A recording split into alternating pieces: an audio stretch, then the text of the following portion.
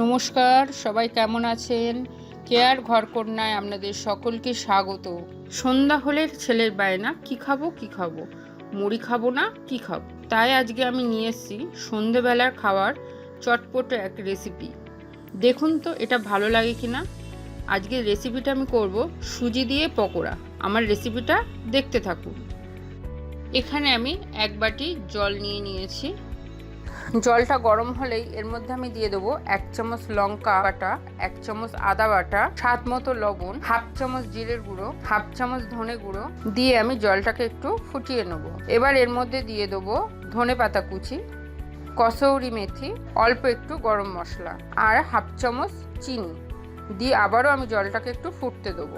আমি যে বাটির জল নিয়েছিলাম তার 1/2 বাটির একটু বেশি আমি সুজি নিয়েছি।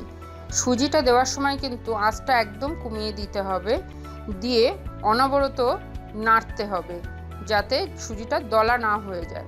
নাড়তে নাড়তে সুজিটা এতটাই শুকিয়ে আনতে হবে যাতে সুজিটা একটা ডো তৈরি হয়ে যায়। দেখুন এতটাই শুকিয়ে আনতে হবে, কড়াইয়ের গায়ে কিন্তু আর লেগে থাকছে না, উঠে আসছে। এবার এটা আমি নামিয়ে নেবো, একটু ঠান্ডা হতে সময় দেবো কারণ গরমটা তো আর মাখা যাবে না। এবার হাতে একটু তেল নিয়ে এই ডোটাকে খুব ভালো করে ময়দার মতো করে মেখে নিতে হবে। এবার আমি এখান থেকে ছোট ছোট করে লেচির মতো কেটে নেবো। এবার আপনারা আপনাদের মতো যে কোনো শেপ দিতে পারেন এটাকে। আমি কিন্তু এরকমই শেপ দিচ্ছি যাতে চটজলদি হয়। আমি এরকম করে রেডি করে নিয়েছি। এবার কড়াইতে তেল গরম হয়ে গেছে। এবার এর মধ্যে এক এক করে দিয়ে আমি এগুলো ভেজে নেব।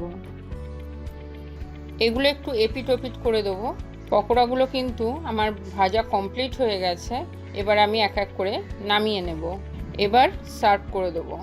খেতে কিন্তু খুবই টেস্টি হয়, একবার বাড়িতে অবশ্যই ট্রাই করে দেখবে। আমার রেসিপিটা কেমন লাগলো অবশ্যই কমেন্ট বক্সে জানাবেন। অবশ্যই লাইক বাটনে একটা ক্লিক করে দেবেন। আমার চ্যানেলটি সাবস্ক্রাইব করে নিতে কিন্তু ভুলবেন না। আমি আবারও হাজির হব নতুন নতুন রান্নার রেসিপি শেয়ার করতে। তাহলে আজ এই পর্যন্তই থাক, আবার আসবো নতুন কোনো রেসিপি নিয়ে অন্য কোনো একদিনে।